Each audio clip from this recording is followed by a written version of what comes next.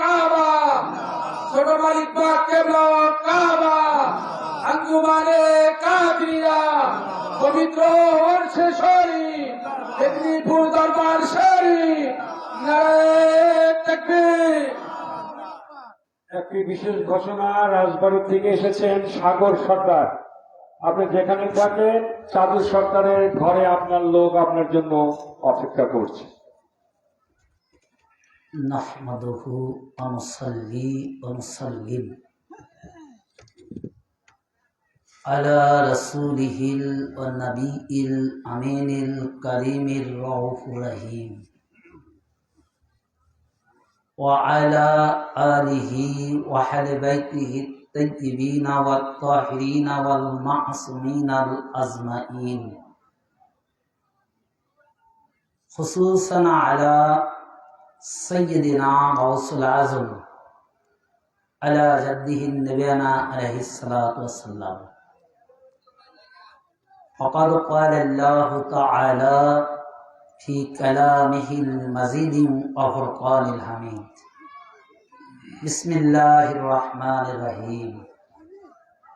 ألا إن أولياء الله لا خوف عليهم ولا هم يحزنون. صدق الله العظيم وصدق الله ورسوله والنبي الكريم. إن الله وملائكته يصلون على النبي يا أيها الذين آمنوا صلوا عليه وسلموا تسليما. اللهم صل على অন্তর থেকে জবান খুলে মুহাব্বতের সহিত দুরূদ শরীফ পাঠ করি। وعلى آل سيدنا شفيعنا نور خدا ختم خدا نور خدا ختم خدا غوث किबरिया तुमसे खुदा नहीं है जुदा गौस किबरिया. अल्लाहुम्मा सल्ली अला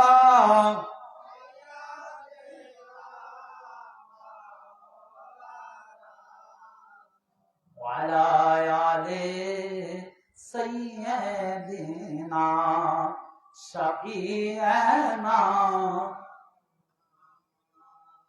सल्ले अला वलियना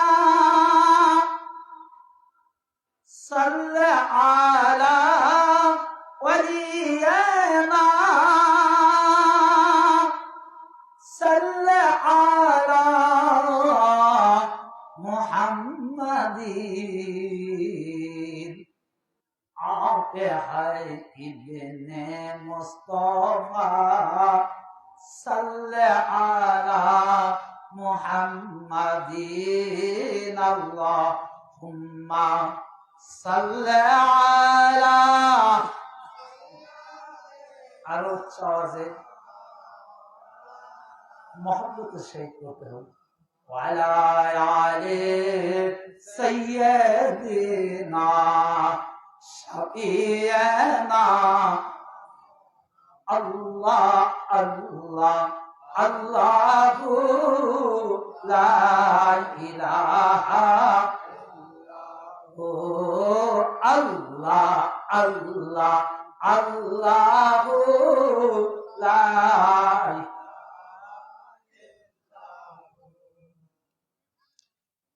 আপনার তরে সৃষ্টি হলো নবী তামাম জাহান. আপনার নূরে সৃষ্টি হলো নবী তামাম জাহান. কে আছে আর আপনার মতো, কে আছে আর আপনার মতো, এ বিশ্বমা যার নবীজি আল্লাহ আল্লাহ।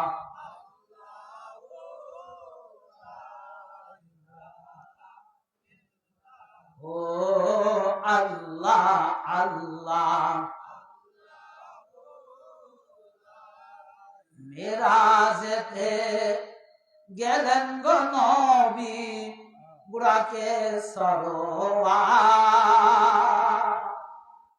মেরাজেতে গেলেন গো নবী বুড়াকে সরোয়ার।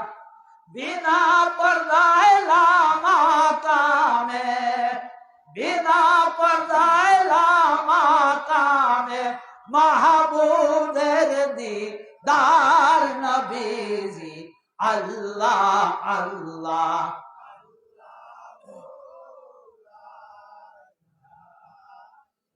লা ইলাহা ইল্লাল্লাহু মুহাম্মাদুর রাসূলুল্লাহ সাল্লাল্লাহু আলাইহি ওয়া আলা আলিহি ওয়াসাল্লাম।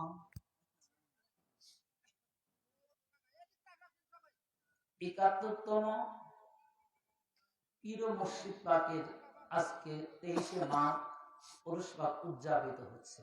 কততম? আমি ওয়াজ করব, আপনাদের কাছে কিন্তু প্রশ্ন করব, উত্তর আপনাদের কাছ থেকে নেব, কারণ আমি বুঝাবো যেটুকু আমার ক্ষমতা হোক। আপনারা বুঝলেন কিনা এটা জানার দরকার আছে না ভাই? কি জানার দরকার আছে না? এই জন্য আজকে 2025 সাল যে 23শে মাঘ উপলক্ষে পীর ও মুর্শিদ পাক, এনার পুরা নাম হচ্ছে হযরত সৈয়দ শাহ এরশাদ আলী আল কাদেরী আলা জাদ্দি নবী পাক সাল্লাল্লাহু আলাইহি ওয়াসাল্লাম পাকের বেসালে হক উদযাপিত উপলক্ষে পবিত্র পুরুষ পাক। আজ থেকে ৭১ বছর আগে হুজুর পাক আমাদের থেকে পর্দা নিয়েছেন।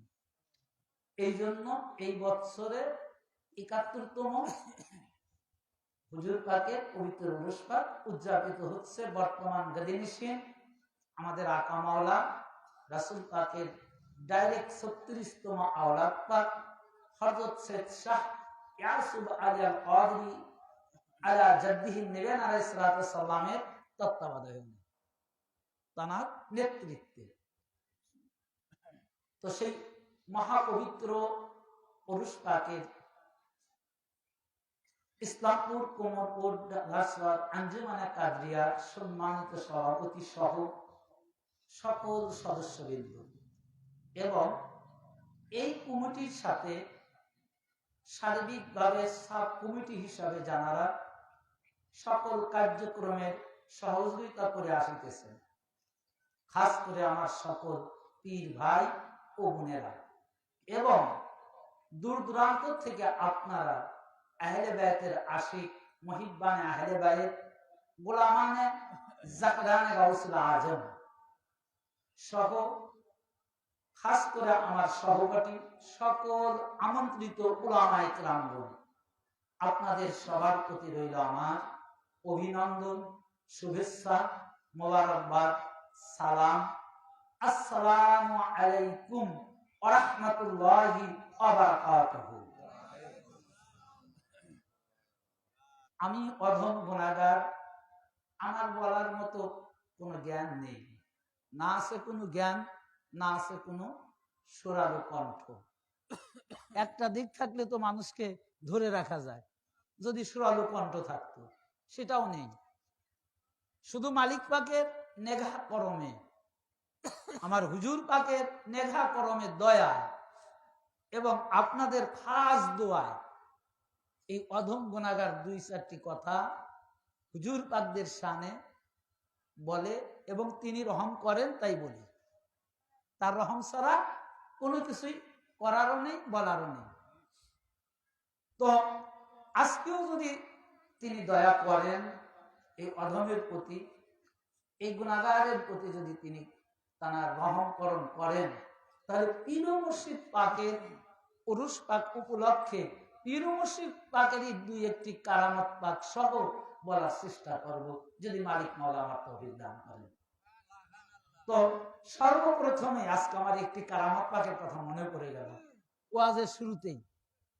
সেটা হলো এই যে আমরা এখানে রাত যাচ্ছি, এই যে আমরা এখানে কষ্ট করে অধীর আগ্রহে আছি। একটু আগে অনেক লোক ছিল, তার আগে আরো লোক ছিল, তো সবাই কিন্তু এখন আর নাই, আছে নাই, কারণ তাকদীর জানার নসিব ভালো হবে তিনি তো থাকবে, জানার উপর হুজুর পাক দয়া করবে তিনি তো থাকবে। এই যে আমার ভাইজান প্রথমেই দয়ার কথাটা বলছে, এই জন্য আমার এই ওয়াকিয়াটা অর্থাৎ এই কারামত পাকটা বলার খুব ইচ্ছা জাগলে মনে পড়ে গেল। আপনারা এই কারামত পাকটা যে ব্যক্তির দ্বারা পীর মুর্শিদ পাক পড়েছেন, আপনারা নাম বললে সবাই তাকে চিনবেন। বিশেষ করে আমাদের পূর্বের পুরুষ যারা আছে, মানে আমাদের বাবার থেকে শুরু করে বড় ভাই, বাবা, চাচা, দাদা, এরা সবাই জানবে, কেননা তার সমকক্ষ এখনো অনেক মুরব্বী আমাদের এত অঞ্চলে আছে, তার সমকক্ষ বয়সে। তো তার নাম হলো জনাব হবিবার মৌলভী সাহেব। নাম শুনছেন তো নাকি? হবিবার মৌলভী বাড়ি কোথায় যেন, চিনে গেছেন, আলহামদুলিল্লাহ, এই তো মনে রাখছেন। এই হবিবার মৌলভী সাহেব ওনারা কাপড়ের ব্যবসা করতেন। তো কাপড়ের ব্যবসা করার সুবাদে তো ওনাদের মনের মধ্যে আগ্রহ হয়েছে, পীর তো অনেক পীর রয়েছে, মানে এক কথা যে প্রায় কি বলবো, সংখ্যা বললে ভুল হবে, 300 বা তারও বেশি পীর এই পৃথিবীর মধ্যে, বাংলাদেশ, ভারত, পাকিস্তান, এই 3টা দেশই রয়েছে, অনেক পীর। এমনকি আমাদের এলাকায় অনেক পীর আপনারা দেখেন কিনা, দেখেন আছে। তো তিনি এখন চিন্তা করছে, মানুষ পীরের দরবারে যায় কেন? মানুষ যে পীরের দরবারে যায়, কেন যায়, কারণ কি? তা আমারও তো পীরের দরবারে যাওয়ার দরকার। ইনি কিন্তু ভারত পিরিয়ডে উনি ইন্ডিয়াতে যত সম্ভব সরকারি সার্ভিসম্যান ছিলেন, চাকরি করতেন। এই হবিবার মৌলভী সাহেব অনেক কষ্ট করছে বিচারা, এবং তার কষ্টের জন্যই কিন্তু আজকে পরে আমরা এই পবিত্র আহলে বাইত আঁকড়ে ধরে আছি। এত পরিশ্রম করছে, এটা সত্য কথা। অনেক না খেয়েও তিনি মাহফিল করছে, এত ধৈর্য ছিল। তো তিনি চিন্তা করছে, তাহলে আমারও পীরের দরবারে যাওয়ার দরকার। তো আমি কোন পীরের কাছে যাব? যে এমন একজন পীরের কাছে যাব যিনি দুনিয়া এবং আখিরাতের জিম্মাদার হতে পারবে। কয় জায়গা? দুনিয়া এবং আখিরাতে। ভাই দুনিয়ার তো অনেক কিছুই পাওয়া যায়, আবার আখিরাতেরও সার্টিফিকেট দিচ্ছে। তো তার মনের মধ্যে আগ্রহ যে জানাটা যিনি দুনিয়া এবং আখিরাতের পুরা ফয়সালা জিম্মাদার হতে পারবে, আমি অধম সাথে বায়াত হব।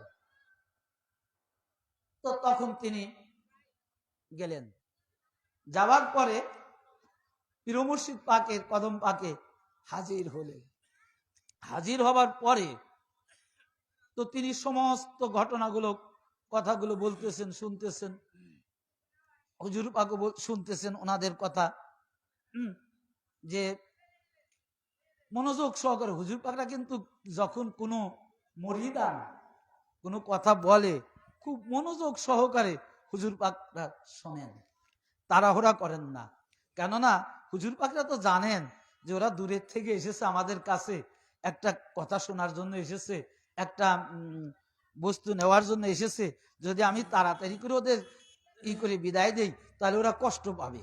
এই জন্য হুজুর পাক খুব মানে ধীর স্থির ভাবে ওনাদের কথাগুলো শুনতেন।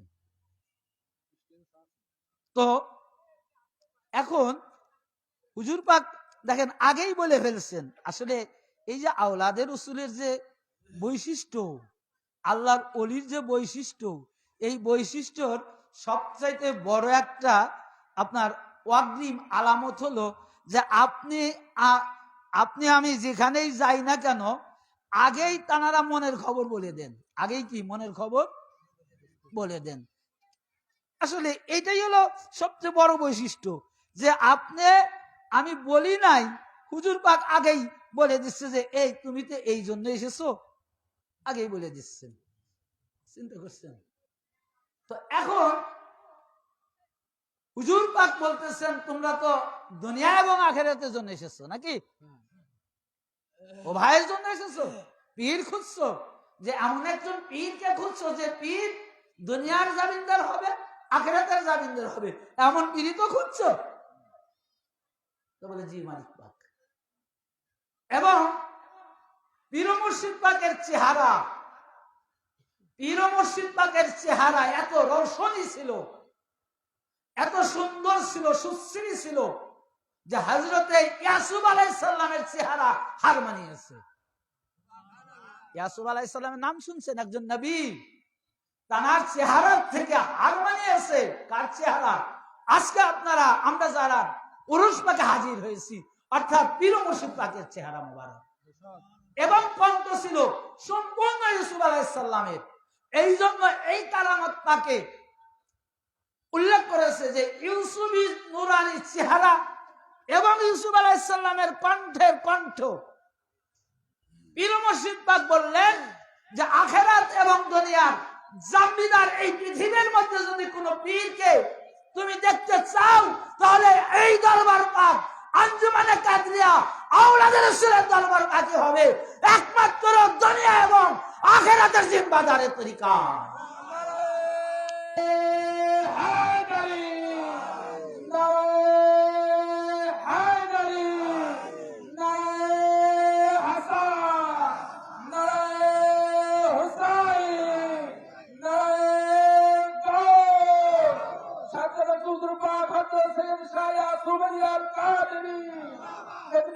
দরবার শরীফ, পবিত্র ওরসে শরীফ, তো এই হবিবার মৌলভী সাহেবের আব্বা 1978 সালে ইন্তেকাল করেন। কত সালে? 1978 সালে।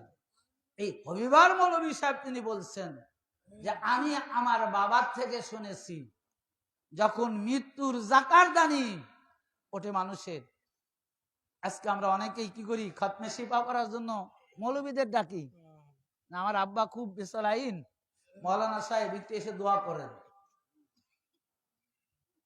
তো তিনি বলেন যে আমার আব্বার অন্তিম কালে যখন দুনিয়া থেকে শেষ বিদায় নিবে, আমি আব্বার কানে কানে, অর্থাৎ আমি আব্বার থেকে শুনলাম যে পীর মুর্শিদ পাক তাকে এসে অভয় বাণী দিয়েছে যে তুমি চিন্তা করো না, আর অল্প কিছুক্ষণের মধ্যেই তুমি আমার জিয়ারতে ধন্য হয়ে যাবে।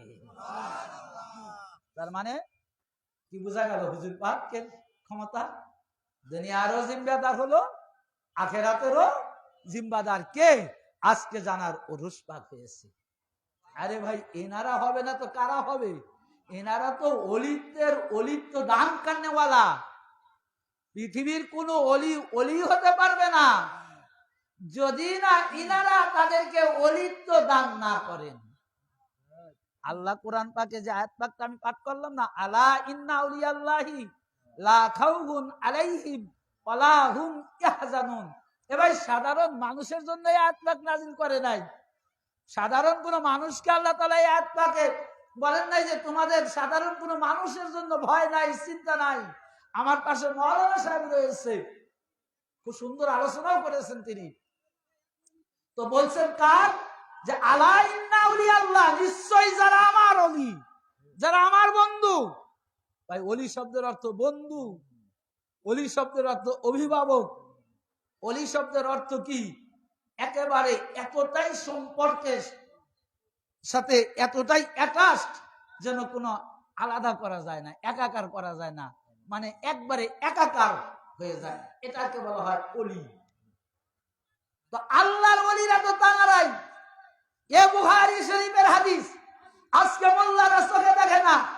আবু হুরায়রা রাদিয়াল্লাহু তাআলা আন তিনার থেকে বর্ণিত, তিনি বলেন ক্বালা রাসূলুল্লাহ, রাসূল পাক সাল্লাল্লাহু আলাইহি সাল্লাম বলেছেন, বান্দা যখন ইবাদত করতে করতে আল্লাহর রাহে একাকার হয়ে যায়, যেরকম পানির মধ্যে চিনি প্রথমে মিশিয়ে লাড়াচাড়া করতে করতে যখন চিনি আর পানি একাকার হয়ে যায়, বোঝা যায় না এই পানির মধ্যে চিনি আছে না কি আছে।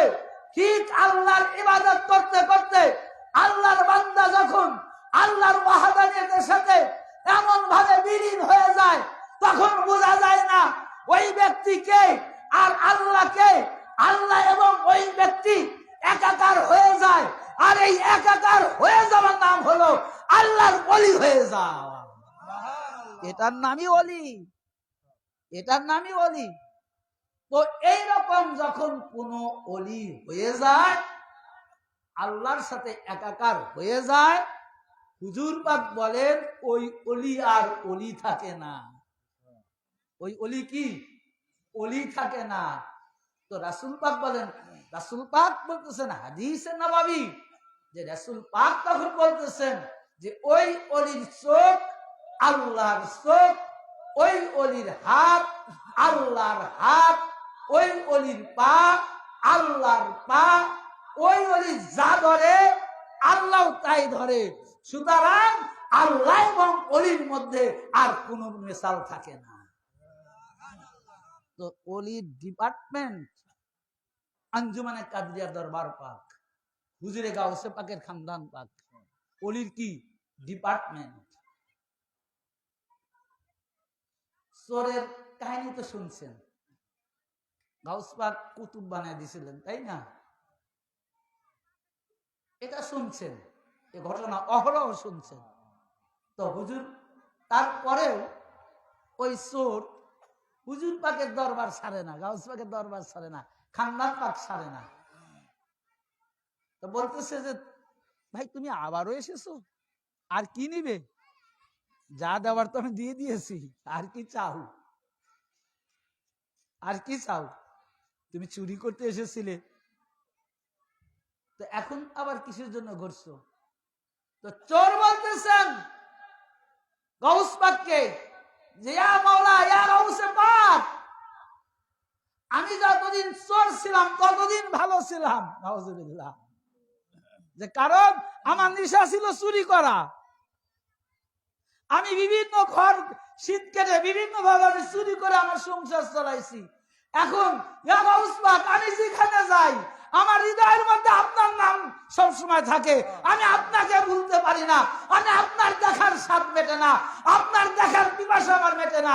তাই আমি সকল কাজ ফেলা কি করি, ইয়া গাউসে পাক, আমি আপনার দরবারে এসে পড়ে থাকি। চোর বলতেছে যে আমার এখন আর ভালো লাগে না, আগে চুরি করে সংসার করতাম। এটা হলো অলিদের দরবার, গাউসে পাকের খানদান পাক এটা। তো এখান থেকে অলি সাপ্লাই করা হয়। আজকে আপনারা যারা এসেছেন, মালিক পাক যদি দয়া করে অনেক আবদাল হয়ে যাবেন, আওতাদ হয়ে যাবে। কারণ একমাত্র দেওয়ানে জামালের মধ্যে মওলা হুজুর পাক বলছেন আবদালে অক্ত কিউ বানায়া গাউসে কিবরিয়া।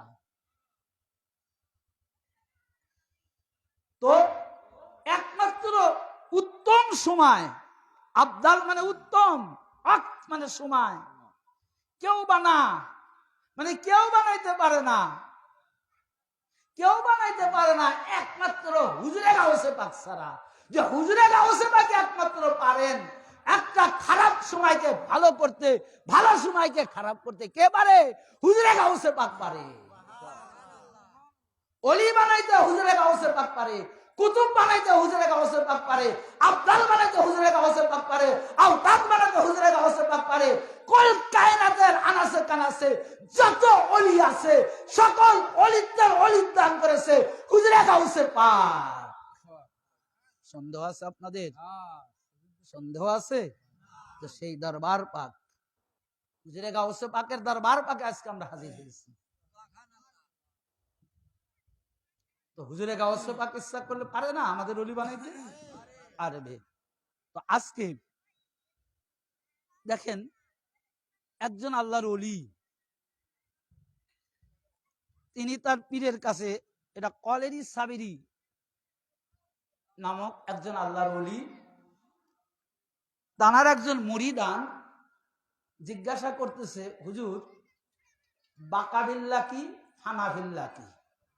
আমরা অনেক সময় এই নিয়ে চার দোকানে ভালোই কথা কাটি হয় না, মারেফতের নিগুড় তত্ত্ব আলোচনা হয়, হয় না অনেক সময়। তা কেউ কারো প্রশ্ন করে এটা কি ওটা কি, প্রশ্ন করে। তা এটা আজকে এই অলির এই কারামত পাক থেকে আপনারা বুঝতে পারবেন বাকাবিল্লা আর ফানাফিল্লা কাকে বলে। দুইটা নাম বলছি, যে বাকাবিল্লা আর ফানাফিল্লা। এটা এই বাকাবিল্লা এবং এই ফানাফিল্লা এই দুই স্তরে উত্তীর্ণ করতে হলে তার নিচের দুটি ধাপ আছে, ওই দুটি ধাপে ইবাদত করতে হয়। একটা হলো হানাফির শায়েখ আর একটা হানাফির রাসূল। কি বললাম শেষের দুইটা ধাপ? হানাফির শায়েখ আর হানাফির রাসূল। এই দুইটা, প্রথমে কি হানাফির শায়েখ, আপনার মুর্শিদের কাছে যেতে হবে, মুর্শিদের তাওয়াজ্জু নিবেন, মুর্শিদের ধ্যান ধারণা নিবেন, মুর্শিদের কাছ থেকে ওজিফা নিবেন, মুর্শিদ যেভাবে চলতে বলে ওইভাবে চলে নিজেকে একবারে হানাফি শায়েখ মানে একবারে ফানা ফানা করে দিবেন। নিজের বলতে আর কিছু নাই, নিজের বলতে কি কিছু নাই। নিজের কার সাথে ফানাফিল্লাহ হয়ে গেছে? হানাফি শায়েখ, পীরের সাথে। এই তুমি ঘুম পারো না কেন? পীরের জিকির হচ্ছে। এই তুমি খাও না কেন? পীরের জিকির হচ্ছে। এই তুমি বাড়ি যাও না কেন? পীরের জিকির হচ্ছে। কারণ কি? যে পীরের সাথে এমন ভাবে ফানাফি মানে মিশে গেছে, ও আর পীর ছাড়া কিছু বুঝতেছে না, মুর্শিদ ছাড়া কিছু বুঝতেছে না। এটাকে বলা হয় হানাফি শায়েখ। আর এই হানাফি শায়েখের জন্য আসলে কথায় ভিতর কথা চলে আসে, না বললে মনে থাকবে না। এই মুরিদানের জন্য হুজুরে গাউসে পাক করেছে মুরিদিলা তাকাবাল্লাহ। এখানে মুতাকাল্লিমের শিখা ব্যবহার করছে, মোল্লা মৌলবীরা থাকলে বুঝতে পারবেন গ্রামার। মুতাকাল্লামের শিখা ব্যবহার করছে, মুরিদি ইয়া মুতাকাল্লিম। নাও মিজান পড়ো, শিখাগুলো দেখো যে মিজানের মধ্যে কি কি রয়েছে। আসলে আমরা পড়ি না, বুঝি না, কিন্তু ফতোয়ার বেলা ঠাস ঠাস। আমরা পড়ি না তো ভাই, বুঝবো কেবো করে না পড়লে। এই যে আমরা আজকে কাজগুলা করতেছি তো কিতাবের কথাই বলতেছি নাকি? কিতাব না পড়লে এটা পাবে কোথার থেকে? আমি যদি কিতাব না পড়ি তাহলে এই ঘটনাগুলো কোথার থেকে পাবো? আর আপনাদের কাছে কি বলতে পারতাম? তো কিতাব তো পড়তে হবে। আরে যে বিষয় হোক, তুমি যে বিষয় জানো না ওই বিষয়ে জিজ্ঞাসা করো, ওই বিষয়ে তুমি কিতাব খোলো, ওই বিষয়ে তুমি কিতাব দেখো, তোমার মধ্যেই জ্ঞান চলে আসবে। তখন তুমিও ওয়াজ করতে পারবে, তোমার মধ্যে আর কোনো সন্দেহ থাকবে না। আমরা কিতাব পড়ি না। তো এই হানাফির শায়েখ আর হানাফির রাসূল যখন অতিক্রম করে ফেলায়, ঠিক তখনই বাকাবিল্লাহ আর হানাফিল্লাহর মধ্যে অন্তর্নিহিত হয়ে যায়। তো এই সাবের আলী কোয়ালিটির মুরিদান তিনি প্রশ্ন করতেছে, হুজুর আমি একটু হানাফিল্লাহ আর বাকাবিল্লাহ সম্পর্কে আপনার কাছে জানতে চাই। তো তিনি বলতেছেন, সত্যি তুমি জানতে চাও? বলে হ্যাঁ, এটা আমি জানতে চাই। তো তিনি বলতেছেন যে যখন আমি চলে যাব, অর্থাৎ বিদায় নেব, তখন যিনি আমার জানাজা করান তুমি তার কাছ থেকে এই প্রশ্নটা জেনে নিও। চিন্তা করছেন ভাই, কে কখন মারা যাবে এটা বলা যায়? বলতে পারবেন আপনারা কেউ? এখানে যারা আসছেন কেউ বলতে পারবেন যে আমি এই ওয়াজ শেষ করে বাড়ি যাব, কি বাড়ি যেতে পারবো না? কেউ বলতে পারবো না, তাই না? আজকে দেখেন অলিরা কি, অলিরা কখন, কোন দিনে, কোন সময়, কোন টাইমে তারা এই ধরার ধামার থেকে শেষ বিদায় নেবে, এটাও তারা বলতে পারে। এটা এই অলির জীবনের থেকে এটা শিক্ষা। যদি ওই অলি যদি বুঝতেই না পারতো, ওই অলি যদি জানতে না পারতো, তাহলে এই কথাটা বলতো না যে যখন আমি মারা যাব আমার জানাজা যিনি করবে তুমি তার কাছ থেকে এই প্রশ্নটা জেনে নিও। এরা কেন জানে? ওই যে প্রথমে বলেছে আল্লাহর সাথে একাকার হয়ে যায়। মৃত্যুর মালিক কে? জোরে বলেন, মৃত্যুর মালিক কে? হায়াতের মালিক কে? রিজিকের মালিক কে? তো আল্লাহ যদি হায়াত, মউত, রিজিক সমস্ত কিছুর মালিক হয়, তো ওই ব্যক্তির মৃত্যুর টাইম যখন আল্লাহ তাআলা নির্ধারণ করেছে, কারণ আল্লাহর ওলিরা আল্লাহর সাথে একাকার থাকে, তখন ওই আল্লাহর ওলি আল্লাহর সাথে থেকে দেখেছে আমার কবে কোন টাইমে কোন সময় মৃত্যু হবে। ওই ওলি শাসককে আল্লাহর সাথে থেকে ওটা শাসককে দেখেছে। নারে তাকবীর, নারে রিসালাত, নারে হায়দারি, নারে হায়দারি, নারে গৌস, নারে গৌস। সাজ্জাদুল হুজুর পাক, বড় হুজুর পাক হযরত সৈয়দ শাহ ইয়াসুফ আলী আল কাদেরী, ছোট হুজুর পাক কেবলা ও কাবা, মেদিনীপুর দরবার শরীফ, পবিত্র উরশে শরীফ, নারে তাকবীর। তো উনি বললেন যে আমি যখন মারা যাব তখন যিনি আমার জানাজা করান তার থেকে তুমি জেনে নিও। তাহলে কত গায়েবের খবর কে দিল? আল্লাহ ওলি গায়েবের খবর দিয়ে দিচ্ছে। ঠিক যখন তিনি মারা গেলেন, মারা যাওয়ার পরে জানাজার মাঠে নেওয়া হলো। আগন্তুক একজন ব্যক্তি কালা চাদর পরে, মানে কালো বুরকা, মানে একেবারে গোটা দেহ আবৃতি, দেখা যাচ্ছে না, চেহারা দেখা যাচ্ছে না কে। তখন তিনি এসে জানাজা পড়ে চলে যাচ্ছে। তো ওই মুরিদানের মনে আছে হুজুর বলে গেছেন যে আমার যে জানাজা করবে তার থেকে এই প্রশ্নটা জেনে নিতে বলছেন। তখন উনি দৌড়ে ধরছে, ভাই দাঁড়ান দাঁড়ান, আরে কে তুমি, কি আবার কি চাও? আমার তো কাজ শেষ হয়ে গেছে, আমাকে তাড়াতাড়ি যেতে হবে। বলে না আপনি দাঁড়ান, আপনার সাথে আমার একটু কথা আছে। যে কি কথা? তখন তিনি বিস্তারিত বললেন যে আমার হুজুর বলে গেছেন, আমি এই প্রশ্নটা করেছিলাম, তো আমার হুজুর বলে গেছেন যে যিনি আমাকে জানাজা করাবে তুমি তার থেকে ওই প্রশ্নটা জেনে নিও। যেহেতু জানাজাটা আপনি করালেন, তো আপনার থেকে আমার এটা জেনে নিতে হবে। বলে ও তাই, তোমার মনে আছে? বলে হ্যাঁ আমার মনে আছে, আপনি বলেন। তখন তিনি বলছেন পর্দা উঠায় দিলেন। কি পর্দা উঠায় দিয়ে বলেন তুমি কি একে চেনো? তোমরা আল্লাহ আল্লাহ একবারে কি আশ্চর্য। বলে হুজুর যদি আপনি, মানে যিনি জানাজা, যার জানাজা তিনি করাইছেন, যার জানাজা হচ্ছে, যার জানাজা হচ্ছে তিনি তার জানাজা করে চলে যাচ্ছে। তো এখন মুরিদান বলতেছে হুজুর এটা কি দেখলাম আমি, তাহলে ওই জায়গায় কে শুয়ে আছে, ওই ডেড বডি কে আছে? তখন হুজুর বলতেছেন যে ওই জায়গায় যে ডেড বডি পড়ে আছে ওটা একটা সাধারণ মানুষের দেহ, ওটা রয়েছে বাকাবিল্লার জগতে, অর্থাৎ ও নিথর দেহ, ও মাটিতে থাকবে। আর এই যে বডিটা দেখতে পাচ্ছ, আমি ফানাহিল্লার জগতে চলে গেছি, আমি ফানাহিল্লার জগৎ থেকে এসে আমার জানাজা আমি করি, এখন আমি আবার ওই ফানাহিল্লার দেশে চলে যাচ্ছি। সুতরাং এটার নাম হলো বাকাবিল্লা এবং ফানাহিল্লা। ভাই দুই পাতার মৌলবী ফতোয়া দাও বড় বড়, তপস্য করতে হবে ওলি হতে গেলে, ইবাদত করতে হবে ওলি হতে গেলে, তারপরে তো ওলি, তারপরে কি, তারপরে তো ওলি। এমনি এমনি ওলি হওয়া যায় না। আজকে জানার উরুস পাকে হাজির হয়েছে, এটাও আমার মুরব্বীরা বলেছে এবং সত্য, যে হুজুর পাক কত সালে বেসালে হক নিয়েছেন। হুজুর পাক কে বেসালে হক আপনারা ঘটনাগুলো শুনলে আশ্চর্য হয়ে যাবেন যে হুজুর পাক 1301 সনের 3রা মুহররম হলো হুজুর পাকের জন্ম, আর হুজুর পাক পর্দা নিছেন 1372 হিজরি 20 জুমাদিউল আওয়াল মাসে শুক্রবারে। অর্থাৎ এই যে 20 জুমাদিউল আওয়াল ছিল, যদিও আমাদের চৌঠা ফাল্গুনের উরুস পাক এই আরবি ধরে হয় না, এটা বাংলা ধরে হয় 23 মাঘ এবং চৌঠা ফাল্গুন।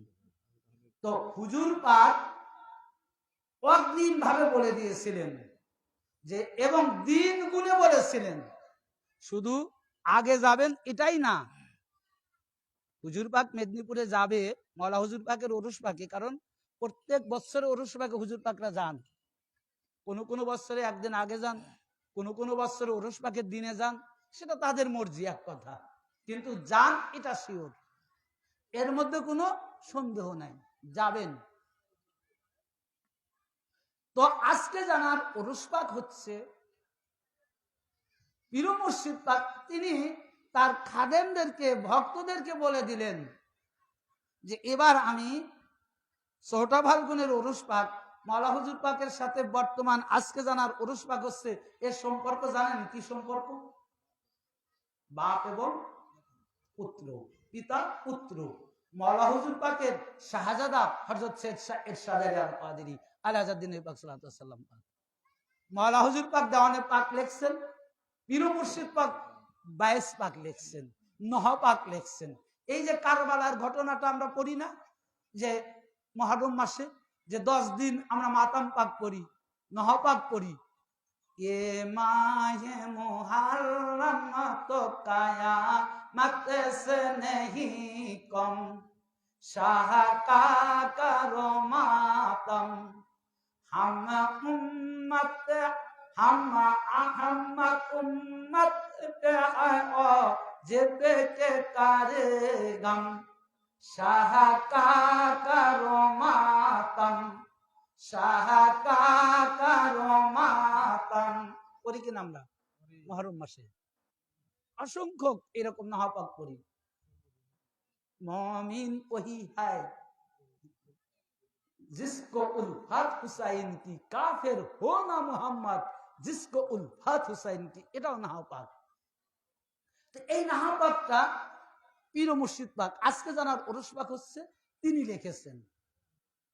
লিখেছেন নাহাপাক, গোটা নাহাপাক তিনি লিখেছেন। প্রথমে যে মৌলভী সাহেবের নাম বললাম হাবিবুর রহমান, ওনারা দেখেওছেন, আমরা নানা বলতাম তো আমাদের কাছে গল্প করতো যে আমরা পীর মুর্শিদ পাকের কথা বলতেন, যে তার চেহারা খুব আলিশান রৌশনী চেহারা ছিল, এবং তিনি সব সময় গুনগুন করে কি যেন বলতেন আর লিখতেন, তার মানে গুনগুন করে মাতাম অর্থাৎ এই নাহাপাক পড়তেন আর লিখতেন। এত নিখুঁত কারবালার ঘটনা লিখে গেছে হুজুর পাক, যে পৃথিবীর মধ্যে কোন রাইটারের ক্ষমতা হয়নি, পৃথিবীর মধ্যে কোন রাইটারের এই ক্ষমতায় পাওয়ারটুকু হয়নি যে পীর মুর্শিদ পাকের মতো একেবারে উজ্জ্বল দৃষ্টান্ত সহ কারবালার প্রত্যেকটা ঘটনা এমন ভাবে তুলে ধরেছে, যার কারণে যখন আমাদের মাওলানারা, আমাদের বক্তারা যখন কারবালার ওয়াকিয়া বলে, প্রত্যেকটা শ্রোতারা চোখের পানি ঝরঝর করে ছেড়ে দেয়, কারণ যে হুজুর পীর মুর্শিদ পাকের লেখা, যেন হুজুর পাক যেরকম ওই কারবালার মহল্লাতে দাঁড়িয়ে দাঁড়িয়ে 61 হিজরি 10ই মুহররমের প্রত্যেকটা ওয়াকিয়া দেখেছেন, প্রত্যেকটা ঘটনা দেখে দেখে হুজুর পাক তিনি কি করেছেন, তারা নাহপাকের মধ্যে রেখেছেন। আর ওইটা যখন আমরা পড়ি, ওইটা যখন আমরা পাঠ করি, ঠিক আমাদের মনে হয় যেন পীর মুর্শিদ পাক দাঁড়িয়ে থেকে আমাদের কারবালার জামিনকে নিজের কি করতেছে, ইশারা করে ইঙ্গিত করে কারবালার মহল্লার প্রত্যেকটা ঘটনা পীর মুর্শিদ পাক আমাদের দেখায় দিচ্ছে মনে হয়, যার কারণে চোখের পানি আমাদের ধরে রাখতে পারি না। তো এই পীর মুর্শিদ পাক তিনি পর্দা নিবেন তারিখ এবং চৌঠা ফাল্গুনে যে আগে চলে যাবে এই ঘোষণাটা দিয়ে গেলেন। তো খাদেমরা তো খুব আনন্দিত যে হুজুর পাক এবার আগেই চলে যাবে, এতদিন আগে যাবে, কিন্তু মারে পদ বোঝেনি। এতদিন আগে যাবে বুঝছে, যার কারণে আনন্দ করছে, কিন্তু মারেফত বোঝেনি।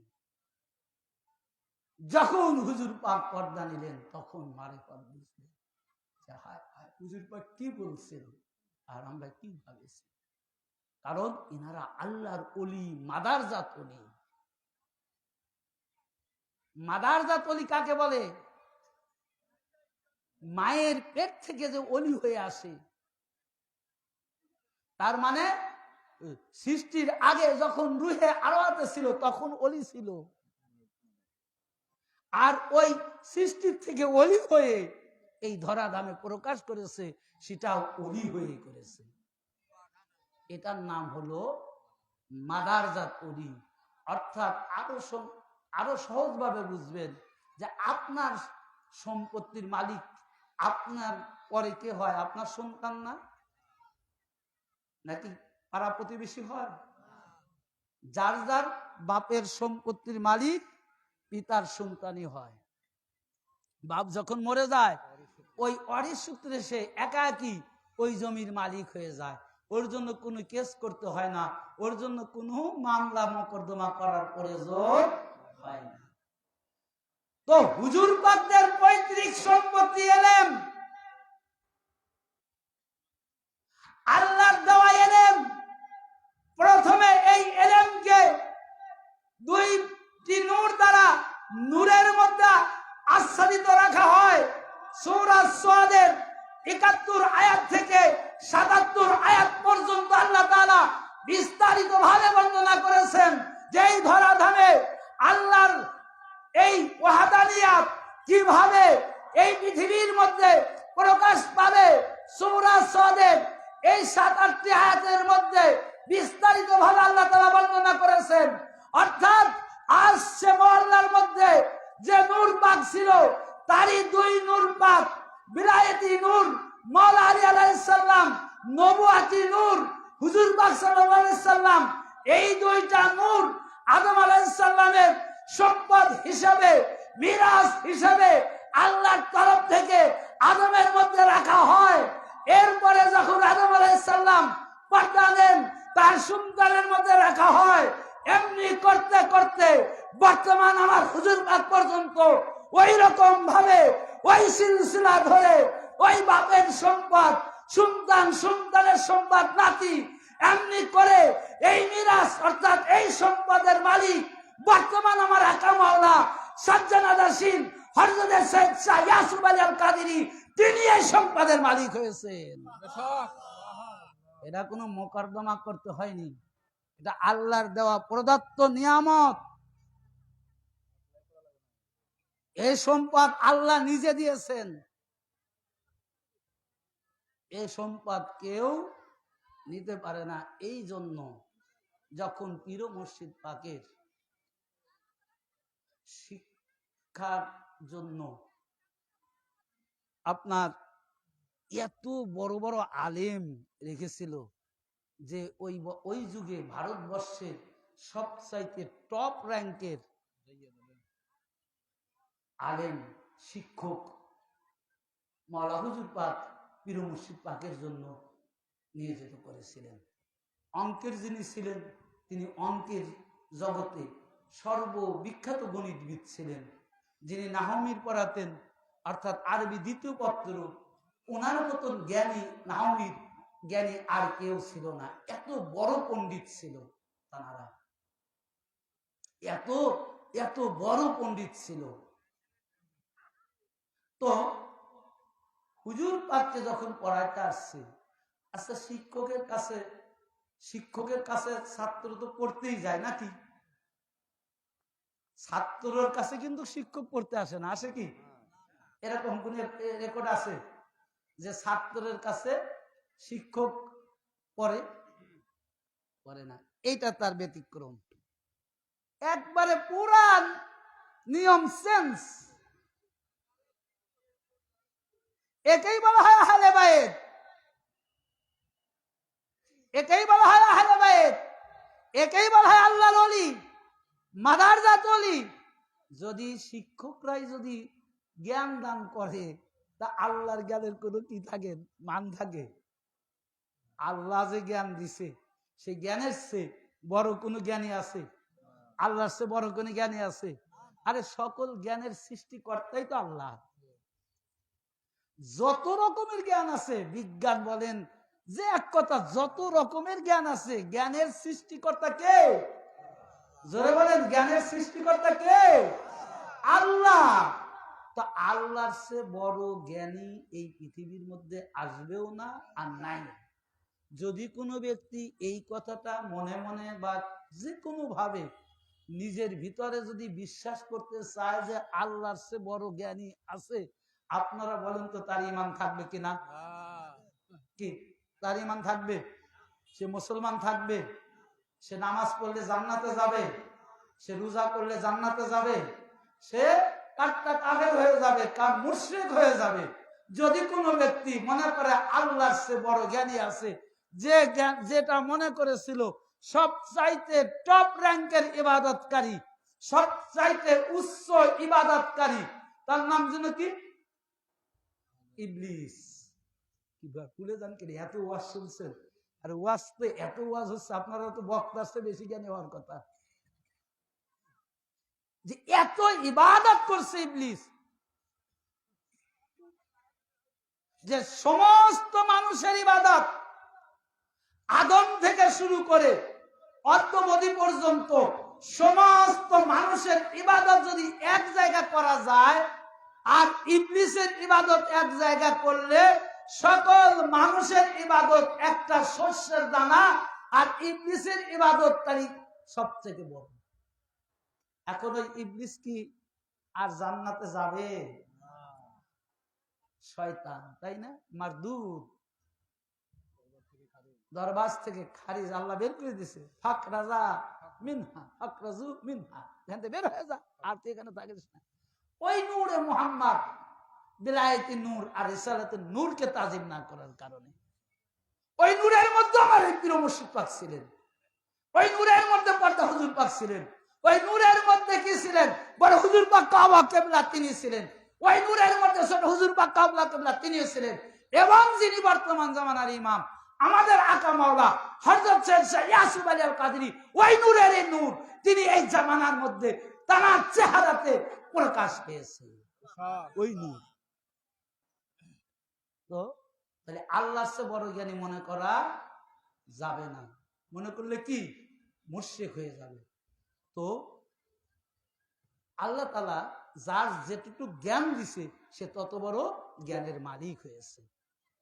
তো এই জ্ঞানীরা পীর মুর্শিদ পাককে যখন দাস দিচ্ছে, দাস দিতে এসেছে, তখন আর পড়ায় না। একদিন পড়ায় আর আসে না প্রত্যেকটা শিক্ষক। এখন মাওলা হুজুর পাক দেখলেন, হায় হায়, আমার ছেলের শিক্ষার জন্য আমি শিক্ষক রাখলাম, তারা আসে না, ঘটনাটা কি? ডাক দিছেন, আর জিজ্ঞাসা করতেছে, কি ব্যাপার, তোমরা আসো না কেন, কি হয়েছে? আমার ছেলে কোনো বেয়াদবি করেছে নাকি তোমাদের সাথে? তো শিক্ষকরা বলতেছে, হুজুর, আমরা জীবনে অনেক শিক্ষকতা করেছি, আমাদের জীবনে অনেক ছাত্র পেয়েছি, কিন্তু কোন ছাত্রের কাছে গিয়ে আমরা শিক্ষা লাভ করতে পারি নাই। একমাত্র আপনার শাহজাদা পীর মুর্শিদ পাকের কাছে এসে আমরা আজকে শিক্ষার্থী হয়ে গেলাম, পড়াতে এসে ছাত্র হয়ে গেলাম, পড়াতে এসে ছাত্র হয়ে গেলাম, পড়া আর পড়াইতে পারলাম না। তার একটি কারামত পাক, পর্দা হুজুর পাকের কারামত পাক বললে আপনারা এটা আরো সহজ অনুধাবন করতে পারবেন যে কেমন জ্ঞানী ছিলেন তানারা। আপনাদের অসুবিধা হচ্ছে? আজকে রহমতের রজনী, ইন্না আনজালনাহু ফি লাইলাতুল কদর, লাইলাতুল কদরি খায়রুম মিনাল ফিস শাহরিন, হাজার মাসের চাইতে এই রজনী ভাই উত্তম। প্রশ্ন করছেন আল্লাহ যে বরকতপূর্ণ রজনীতে কোরআন নাজিল হয়েছে, ঠিক, তারপরে আবার প্রশ্ন করে, অমা আদরাকা মা লাইলাতুল কদর, অমা আদরাকা মানে প্রশ্নবোধক চিহ্ন, তোমরা কি জানো লাইলাতুল কদর কি? আসলে কি আমরা জানি? আমরা তো জানি না। আমরা তো জানি না। তো পরে উত্তরে আল্লাহই বলে দিলেন যে লাইলাতুল কাদরি খায়রুম মিনাল ফিশাহর, ওটা এমন একটি বরকতপূর্ণ রজনী, ওটা এমন একটা মর্যাদাপূর্ণ রজনী, যে রজনী হাজার মাসের চাইতে শ্রেষ্ঠতম উত্তম রজনী। কিসের কোন রজনী? লাইলাতুল কাদর রজনী। আজকে সেই রজনী না থেকে কোরআন নাজিল হয়েছে, বালনেওয়ালা কোরআন নাজিল হয়েছে। আল্লাহর সত্য প্র্যাকটিক্যালি ভাবে এই জমিনের মধ্যে প্রকাশ পেয়েছে, অর্থাৎ এই সকল উত্তম মর্যাদাপূর্ণ রজনীতে। এটাই তো হতো না, এই রজনী তো পাইতেনি না, ইসলামই তো থাকতো না। তো পর্দা হুজুর পাকের জীবনের একটি কারামত পাক আমি আপনাদের মাঝে তুলে ধরছি। সেটা হলো কি, যে এটা বর্তমান ছোট হুজুর পাক কাবা কিবলা তিনি আমাদের দরবার পাকের আলেম দ্বারা এই সত্যটা প্রকাশ করেছেন। আসলে জ্ঞানীরা কি চিন্তা করে দেখেন, ঈদের দিন হুজুর পাক বাইরে বের হয়েছেন, পর্দা হুজুর পাক, তো সাথে ছোট হুজুর পাক কাবা কিবলা আছেন। কত আগের কথা, 1978 সালে 25শে অক্টোবরে পর্দা হুজুর পাক পর্দা নিছেন। আজ কত বছর হিসাব করে দেখেন, 1978, প্রায় যাই যোগ বিয়োগ করার দরকার নাই, 47 না, আমার ভাই বলে দিয়েছে 47 বছর সামথিং। তো ঈদের জামাতে ইমামরা কি করে, নামাজ যখন আমরা পড়তে যাই আগে লাইন সোজা করে, তাই না, যে আপনারা সবাই লাইন সোজা করে দাঁড়িয়ে যান, কাতার সোজা করে। কাতার সোজা করার পরে কি, যে আমি আপনাদের এখন নিয়ত বলে দিচ্ছি, যে ঈদই হোক, এখন ঈদুল ফিতর অথবা ঈদুল আজহা যেটাই হোক, তো নিয়ত যখন বলতেছে, তো নিয়তটা বলতেছে নাওয়াইতু আন উসাল্লিয়া লিল্লাহি তাআলা রাকাতে সালাতি ঈদুল ফিতর মাসিতাতে বলে, তাই না, তো মাসিতাতে তাকবীরাতে এইটা বলছে। হুজুর পাক বললেন যে ওটা ভুল। পর্দা হুজুর পাক ছোট হুজুর পাককে বললেন যে দেখছো বাবু, এরা এখনো ভুলের উপর আছে, কিন্তু কোনটা ভুল এটা হুজুর পাক বলেন নাই, যে মাসিদ তাতেই যে ভুল, বা আরো তো শেষে আছে তাকবীরাতে ওয়াজিবুল্লাহ তাআলা ইক্তেদাহিতু বিহিজাল ইমাম, একবারে গোটা নিয়তই তো পড়া হয়, তাই না, তো কোন জায়গা ভুল তা কিন্তু বলেনি। কিন্তু ছোট হুজুর পাক কাবা কিবলা এটা মনে রাখছেন, যখন মাসিদ এই কথাটা বলছে হুজুর পাক বলেন যে এটা ভুল হচ্ছে, ইমাম ভুল করছে। তো চলে গেল হুজুর পাকের পিরিয়ড। পর্দা হুজুর পাক পর্দা নিলেন 1978 সালে 25শে অক্টোবর, 10ই কার্তিক। ছোট মালিক পাকের জেহেন কি দেখেন, এই যে জ্ঞান, জ্ঞান দেখেন। ছোট হুজুর পাক আমাদের একজন আলেমকে বললেন যে আচ্ছা তুমি দেখো তো, এই ঈদের নামাজের নিয়তটা একটু দেখো তো, এই কোন জায়গা ভুল আছে। তো হুজুর পাক বলেও দিছিলেন, তো না সরি, তো তিনি আবার বললেন যে মালিক আপনি বলে দেন, আমি বলে দিচ্ছি, যেটা হবে আপনি বলে দেন, আমি বলে দিচ্ছি, যেটা আমরা তো ওয়াজ করি সঠিকটা বলে দেব। তখন ছোট হুজুর পাক বলেন না, বলা যাবে না, কারণ তুমি যদি বলো তাহলে ওরা মানবে না, ওরা মনে করবে এটা আমাদের মন গড়া কথা, আমাদের কি মন গড়া কথা, তুমি কিতাব দেখো। এই জন্য আসলে কিতাব পড়তে হবে ভাই, কিতাব ছাড়া কিছু পাওয়া যায় না। প্রথমেই বললাম না যে এক কথার কিতাব পড়ে ফতোয়া যদি দেন মুফতি আজম মুফতি দাহার কাহার হয়ে যান, তাহলে কি হবে? হয় না, কিতাব পড়তে হয়। তখন কিতাব দেখা হলো, আরবি গ্রামারের জগতের সবচাইতে সর্ববিখ্যাত একটি কিতাব, যার নাম হচ্ছে হিদায়াতুন নাহু। এই হিদায়াতুন নাহুর প্রণেতা মাওলা আলী আলাইহিস সালামের হুকুম পাকে এই হিদায়াতুন নাহু কিতাবটা লেখা হয়। এই হিদায়াতুন নাহুর ইতিহাস আপনারা জেনে নিন, যত মুফতি আছেন, যত মুহাদ্দিস আছেন, যত মুফাসসির আছেন, ভালো করে বুঝে নিন। যখন মাওলায়ে কায়নাত পাকের পিরিয়ডে যখন ওই যুগের মানুষ আরবি ব্যাকরণ জানতো না, যখন কোরআন পড়া ভুল করছে, যখন আরবির কবিতা ভুল করছে, তখন একজন ব্যক্তি মাওলানা কায়নাত পাককে বলেছিলেন যে হুজুর, আমাদের মধ্যে এখন দেখা যাচ্ছে আরবি পড়াগুলো শুদ্ধ হচ্ছে না, ভুল হচ্ছে। আপনি যদি অনুমতি দেন তাহলে আমি একটি কিতাব লিখতে পারি, আর আপনি যদি অনুমতি না দেন তাহলে আমি লিখতে পারি না। তখন মাওলা পাক শেরে খোদা বিলায়েতের বাদশাহ হযরত আলী কারামাল্লাহু ওয়াজহুল কারীম তিনি বললেন, উকসুদু, তুমি তোমার মনের আশা পূরণ করো, আর ওই কিতাবের নাম দাও নাহু।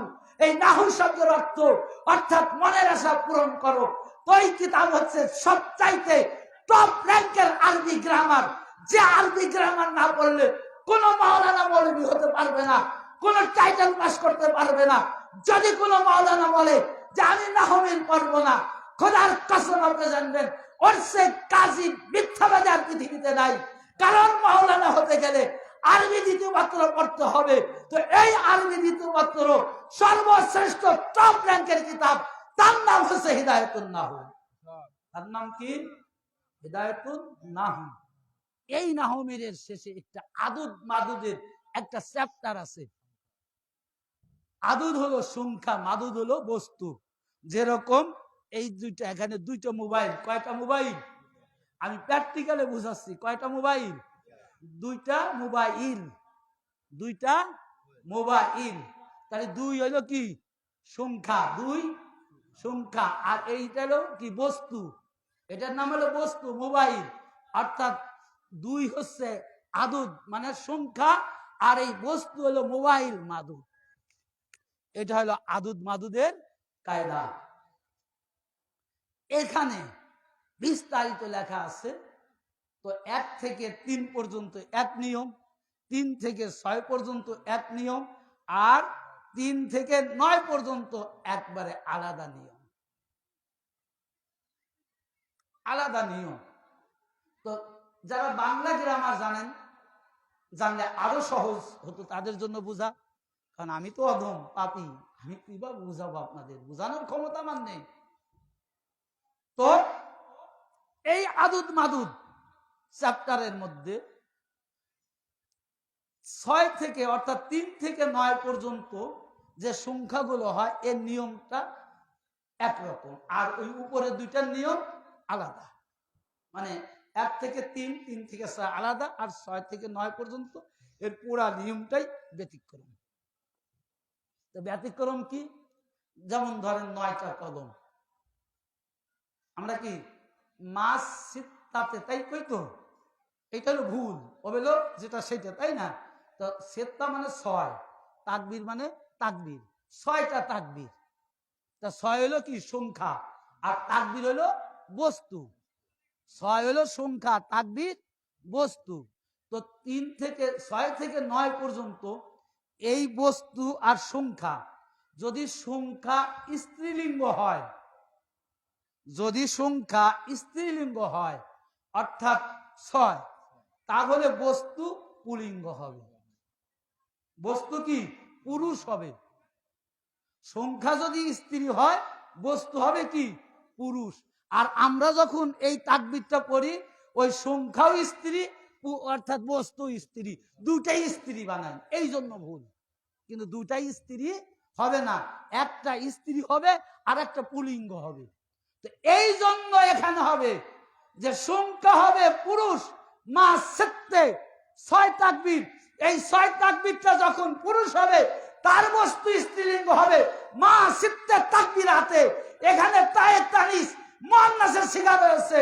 সুতরাং আমরা মাওলানারা আজ পর্যন্ত এই এই নিয়তটাকে দুটাকেই পুরুষ হিসাবে চালিয়ে দিয়ে, কি বলে, দুটাকে স্ত্রী হিসাবে চালিয়ে দিয়ে ভুলের মধ্যে ছিলাম। পাদ্দা হুজুর পাখিটাকে চোখে আমল দ্বারা আমাদেরকে ভুল সংশোধন করে দিলেন যে একটা যদি পুরুষ হয় অর্থাৎ সংখ্যা যদি পুরুষ হয়, স্ত্রীলিঙ্গ কি বলে, সংখ্যা যদি পুলিঙ্গ হয় তাহলে বস্তু হবে স্ত্রীলিঙ্গ। এই জন্য এখানে হবে মা সিত্তে তাকবীরাতে। জ্ঞানী কাকে বলে? চিন্তা করে দেখছেন? আর আমাকে বলে কি ওখানে হুজুর পাক নাকি, আমাদের হুজুর পাক নাকি মাদ্রাসায় যায় না। নাউজুবিল্লাহ, এটা পারলো কোত্থেকে? আরে তোর বাপের ঘরে এই কিতাব আছে? তোর বাপের ঘরে না থাকে তুই মাদ্রাসার লাইব্রেরিতে যা, মাদ্রাসার লাইব্রেরিতে যা, এই কিতাব পড়তে পারবে। আমি তো একবারে নাহমির কিতাবের নাম বলে দিছি, কিতাবটা কোথা থেকে এসেছে তারও ডিটেলস বলে দিছি, আমার সামনে মৌলানা আছে, খুব ভালো হচ্ছে, আমাকে সার্টিফাই করে দিচ্ছে, ঠিক আছে। তো আমরা কোনোদিন ভুল করতে পারি? এ দরবার পাক ভুল করে, কারণ এ দরবার পাকের উত্তরসূরি পৈতৃক সম্পত্তি হলো জ্ঞান।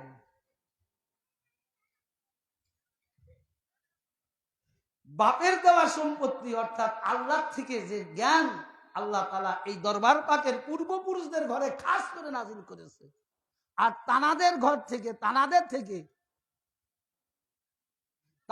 থেকে এই জ্ঞান পেয়েছে। আজকে আসুন আবার একটু পীর মুর্শিদ পাকের কারামতের দিকে চলে যাই। আচ্ছা, এই চরটা কিরকম ছিল ভাই আপনারা বলেন? এই চরটা পানির মধ্যে ছিল না, নদীর মধ্যে ছিল না? এই চরটা নদীর গর্ভে ছিল। এই চরটা একবারে নদীর গর্ভে বিলীন হয়ে গেছিল।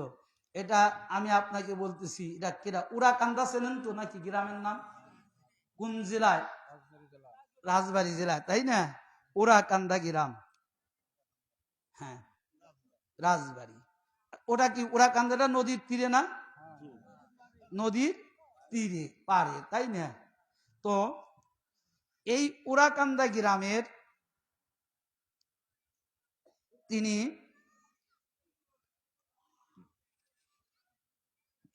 তিনি হুজুর পাকের দরবারে গেছেন। এটা এই ঘটনাটা হলো 1951 সালের ঘটনা, অর্থাৎ সে সময় রাজবাড়ী জেলা ছিল না, জেলা ছিল ফরিদপুর। কারণ রাজবাড়িতে কয়েকদিন আগে হলো, আমাদের পিরিয়ডে এসে হলো, তাই না? তো তিনি 1951 সালে হুজুর পাক অর্থাৎ এই পীর মুর্শিদ হুজুর পাকের কাছে তিনি হাজির হলেন। আসলে দেখেন, আমি যে প্রথমে বলছি না যে হুজুর পাকটা কি গায়েব জানেন, হুজুর পাকটা সবকিছু জানেন, যে এত নিগুড় ভাবে জানেন যেটা পৃথিবীর কোনো মানুষ, সাধারণ মানুষ ওই জ্ঞান লাভ করার মতো ক্ষমতা নেই। কারণ আমরা তো নিজেরাই প্র্যাকটিক্যালি প্রমাণ যে আমাদের এটা নদীর মধ্যে ছিল, আমরা নদীর তলদেশে আমাদের সমস্ত জমিগুলা ছিল। তো ওই উড়াকান্দা ভাঙতে ভাঙতে ভাঙতে ভাঙতে এমন একটা পর্যায়ে এসেছে যে মানে উনি যে জায়গায় বসবাস করবে, অর্থাৎ একেবারে ঘরের সাথে নদী চলে আসছে। কৃষির সাথে, ঘরের সাথে, আর জায়গা নেই। এখন ভাঙলে ওনার জমি ভেঙে যাবে। তো এই ব্যক্তি জনাব মীর আব্দুল হামিদ সাহেব, উনি খুব করুণ, মানে আগে তো ভারত আর বাংলাদেশ একাকার ছিল। এই যে এবার যেরকম আমাদের কপাল খারাপ হয়ে গেল ভিসা না পাওয়ার কারণে, তো ওই সময় তার এই ভিসার কোনো নিয়ম ছিল না, যখন খুশি তখনই যেতে পারতেন। তো তিনি হুজুর পাকের দরবারে হাজির হলেন। হাজির হবার পরে দেখেন তিনি মনের বাসনা কেমন ভাবে জানেন। এর আগেই তো আমি বললাম যে হুজুর পাক তার মুরিদের চেহারা দেখলে বুঝতে পারতেন। পীর মুর্শিদ পাক তার এত অলিত্ব, এত চৌকস অলি ছিলেন পীর মুর্শিদ পাক, যে মুরিদানের চেহারা দেখলে বুঝতে পারতো এনার ভিতরে কি আছে, কি চাচ্ছে, চেহারা দেখে বলে দিতেন। তো এখন জিজ্ঞাসা করতেছে যে হামিদ সাহেব, তোমার মনটা ভার কেন? তুমি কিছু খাওনি? তা হামিদ সাহেব তো না খাওয়ার জন্য মন খারাপ হয়নি। ভাই, আজকে আমরা যে চরের মধ্যে বাস করছি, আজকে যে জায়গা আপনারা বসে ওয়াজ শুনছেন, এটাও একদিন নদী ছিল। রাজবাড়িতে হুজুর পাক অর্থাৎ বড় হুজুর পাক কাবা কেবলা, তিনি এক সময় এই রাজবাড়িতে ওই গুদার বাজারে এসে আঙুল দ্বারা ইশারা করেছিলেন যে ওইগুলো কি, ওই নদীর উপরে আমাদের কোন পীর ভাই আছে কিনা, এই নদীর মধ্যে কি আছে? তো ওখানে খাদেমরা, আমাদের রাজবাড়ির খাদেমরা, তারা বলেছিলেন যে হুজুর পাক, ওই পার্তে আমাদের অনেক পীর ভাই রয়েছে, শুধু আমাদের পীর ভাই না, আমাদের পীর ভাইদের জমিগুলা, এই যে নদী আপনি দেখছেন, এই নদীর গহীনের মধ্যে পদ্মা নদীর তলদেশে আমাদের পীর ভাইদের অসংখ্য জমি তলিয়ে আছে, যারা কষ্টে দিন যাপন করতেছে। বড় হুজুর পাক শুধু এইটাই বলেছে, ও তাই? হুজুর পাক খুব মিষ্টি হাসি দিতেন। বড় হুজুর পাক কথা শোনার সাথে সাথে ও তাই, আর এইরকম হাতে শব্দ দিতেন। ভাই, হুজুর পাক যে বছরে চলে গেলেন 1985 সালে প্রথমে চরশামপুর জাগ্রত হয়ে গেল।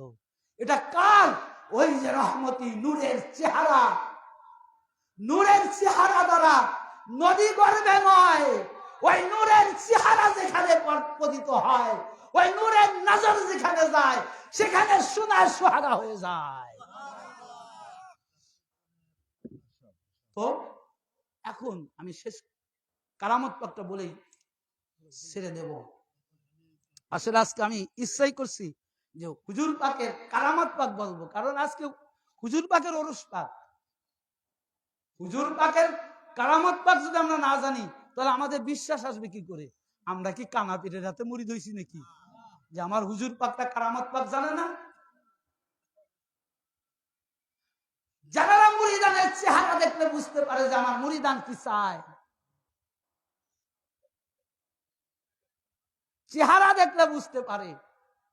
তো তখন তিনি কেঁদে বললেন, হুজুর, আমার সম্পূর্ণ মাখান জমি নদী বিলীন হয়ে গেছে,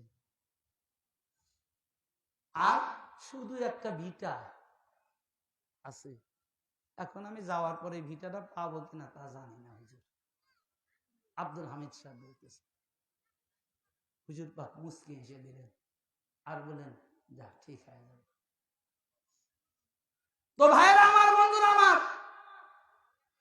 ওই পর্যন্তই ওরা কাদায়, আপনারা জানেন আজ পর্যন্ত ওরা কাদা পাড়ি দিতে পারে নাই পদ্মা নদী। আমার চেয়ে বেশি আপনারা জানেন। ওরা কাদার থেকে নদী আবার উত্তরের দিকে ফেরে। পরের বছরে হুজুর পাক জিজ্ঞাসা করলেন, তোমার বাড়ির অবস্থা কি? তিনি সিজদায় পড়ে বলেন, হুজুর, আমার বাড়ির অবস্থা যেমন তেমনই আছে, আপনার নেগা রহমে, আপনার রহমতের দয়া আমার বাড়ির ওপারে আর নদী যায়নি। আরেকটি কারামাত পাক মনে পড়ে গেল, এটাও রাজবাড়ি পীর ভাইয়ের ঘটনা, এটাও রাজবাড়ির ঘটনা। যদ্দূর সম্ভব ইনায়েত মওলা বেচারাটার নাম ভবানীপুরে, আমার ভাইজান বলি ইনায়েত মওলাই নাম না, ইনায়েত মওলা। আসলে হুজুর পাকদের কারামত পাক বললে হৃদয় জাগ্রত হয়ে যায়, তাজা হয়ে যায়। এই ইনায়েত মওলা পীর মুর্শিদ পাকের দরবারে গেছেন, নিজের কিছু ব্যক্তিগত কাজের জন্য গেছেন। তো যাওয়ার পরে তো হুজুর পাক বলছে, কাঁঠাল আর কদবেল কই? আমার মাওলানা আমাকে হেল্প করে দিছে, আমি আমার কাঁঠাল আর কদবেল কই? তখন উনি কাঁঠাল কদবেল কই পাবে, মানে তো গেছে করে। আর জানুয়ারি মাসের 1 তারিখে গেছে, জানুয়ারি মাসে কোনো কাঁঠাল ধরে গাছে? মৌসুম আছে না, মৌসুম মানে কাঁঠালও ধরে। তো হুজুর পাক বলছে, তিনি কলকাতার শহর অলিগলিতে খোঁজার জন্য বের হয়ে গেছে, আমি কাঁঠালের ব্যবস্থা করব, আমি কাঁঠালের ব্যবস্থাটা করব। তো কাঁঠালের মৌসুম না, কাঁঠাল পাবে কি করে? এই ইনায়েত মাওলার বাবা তিনি মারা গেছিলেন, তিনি জীবিত ছিলেন না। খলিফাপট্টিতে যত সময় একটা দোকান ছিল, রাজবাড়ি থেকে ট্রেন ছাড়তো ডাইরেক্ট শিয়ালদা পর্যন্ত। তো এবারে যখন তিনি আর কাঁঠাল পাননি, তো পীর মুর্শিদ পাক তো বুঝতে পারছেন যে আমার ভক্ত, আমার গোলাম, আমার মুরিদান কাঁঠালের জন্য বেচারাইন হয়ে গেছে। তিনি তো দেখতে পাচ্ছে অন্তর চক্ষু দিয়ে কলকাতার সারা বাজারে কাঁঠাল আর কদবেল খুঁজছে, কিন্তু বেমৌসুমে কাঁঠাল পাবে কোথায়? তো এবারে তিনি তারপরে তার খাদেম সাহেবকে ডাকাইছে, ইনায়েত মাওলাকে ডেকে আনো। যখন ইনায়েত মাওলা হুজুর পাকের কদম পাকে হাজির হয়েছে, তখন বলতেছে, ভাই আমি তো এটা কেদারি করেছি, আমি কি তোমার কাছে কাঁঠাল খেতে চেয়েছি? তুমি এত পেরেশানি হয়ে গেছো কাঁঠাল খোঁজার জন্য। আমি তো কাঁঠাল খেতে চাইনি, আমি তো কাঁঠাল তোমার কাছে এমনি বলেছি। কারণ পেরেশানি হয়েছে তো খুব, বললাম না যে কলকাতার শহর খুঁজছে কাঁঠালের জন্য, কদবেলের জন্য। তখন হুজুর পাক তাকে পাঠিয়ে দিলেন, তুমি চলে যাও। দেখেন গায়েবের খবর কেমন জানে, কারণ যেদিন হুজুর পাক তাকে পাঠিয়ে দেয়, ওই দিনই হুজুর পাকের কাঁঠাল এবং কদবেল তার দোকানে একজন পীর ভাই, একজন ভক্ত রেখে যায় নজরানা হিসাবে। আর হুজুর পাক পাঠিয়ে দিলেন যে তুই দেখ পাগল, আমার কাঁঠাল হাজির হয়ে গেছে, আর আমি তোর কাছে চাইছি। তা আমি চাওয়া মানে কি? নূরুল্লাহ থেকে এসেছে, কাদ জাকুম মিনাল্লাহি নূরুন ওয়া কিতাবুম মুবিন, আল্লাহর হতে একটা নূর, অর্থাৎ সেই নূর হলো নূরে মুহাম্মদ। হুজুরে গাউসে পাক বলেছেন যে নূরে মুহাম্মাদের সাথে শুধু আল্লাহর নবী একাই না, ওই নূরে মুহাম্মাদের সাথে আমরাও ছিলাম। ওয়া আনা মিনাল্লাহি নূরুন মুহাম্মদ, অর্থাৎ নূরে মুহাম্মাদের সাথে আমরাও একাকার ছিলাম। অর্থাৎ এক একজন নূর এক এক জামানায়, হুজুর পাকের এই নূর পাক এই জামানাতে প্রকাশ পেয়েছে। পীর মুর্শিদ পাক হুজুর পাকের এই নূর পাক। তো পীর মুর্শিদ পাকের কে জানিয়েছে? স্বয়ং আল্লাহ তাআলা জানিয়েছে। যখন ইনায়েত মাওলা রাজবাড়িতে আসলেন, আসার সাথে সাথে দোকানে আসলেন, দোকানে এসে তারপরে তিনি ওই দোকানে আসলেন, তখন তার বাবা মারা গেছে। তিনি বলতেছেন, রুহানি হালাত আমার বাবাকে দেখলাম। আমার বাবা আমাকে বলছে, বাবা তুমি যখন মেদিনীপুর অর্থাৎ কলকাতায় রওনা দিলে, তোমার যাওয়ার পরপরই একজন ব্যক্তি হুজুর পাকের নজরানা হিসেবে এই কদবেল আর এই কাঁঠাল দিয়ে গেল, তোমার কাছে পাঠাবো, ততক্ষণে তোমার ট্রেন ছেড়ে দিয়েছে। গায়েবের খবর জানে না? জানে কিনা? এগুলো বানোয়াটি কথা নয়, এগুলো কিসসা কাহিনী নয়, এগুলো ওলিদের পাওয়ার। আলা ইন্না আউলিয়াল্লাহি লা খাউফুন আলাইহিম ওয়ালা হুম ইয়াহজানুন। আল্লাহর কথা এটা।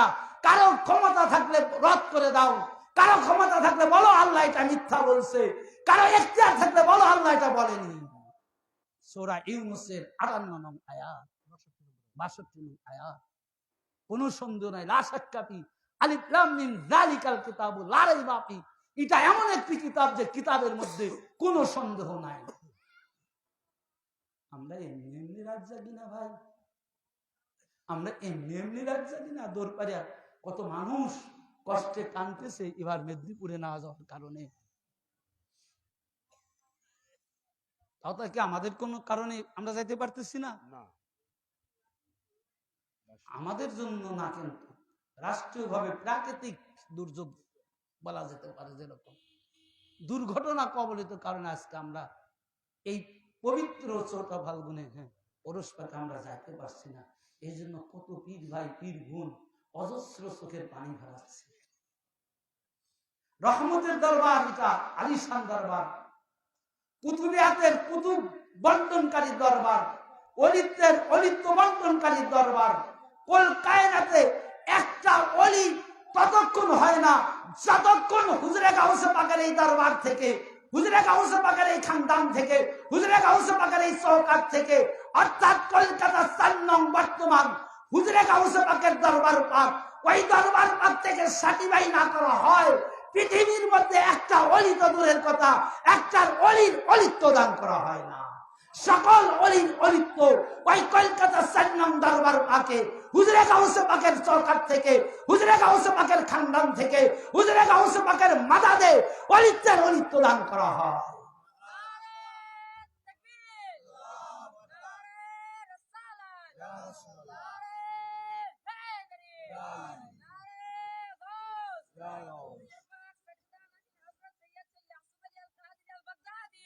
যাই হোক, আসলে বক্তা চলে এসেছে, তারপরেও কিছু সময় বসে রাখলাম এই জন্য যে আপনারা যারা এখানে হাজির হয়েছেন, আমার ভাইজান পরিচয় তো দিয়েছে। আমি আপনাদেরই এলাকার, কেউ আমার চাচা, কেউ আমার ভাই, কেউ আমার মামা, কেউ আমার খালু। এক কথা আপনারা আমরা একে অপরের সাথে আত্মীয় সম্পর্ক মালিক পাক দয়া করে আসি। তারপরে আমার মেহমান তিনিও চলে আসছেন। তো এইটুকু শেষ কথা যে একই বিশ্বাস রাখবেন, এই দরবার পাক যারা বায়েত হয়েছেন তাদের ভাগ্য ভালো, তাদের ভাগ্য খারাপ না। অর্থাৎ এই দরবার পাকের মধ্যেই হুজুরে গাউসে পাকের বিলায়েত অন্তর্নিহিত রয়েছে।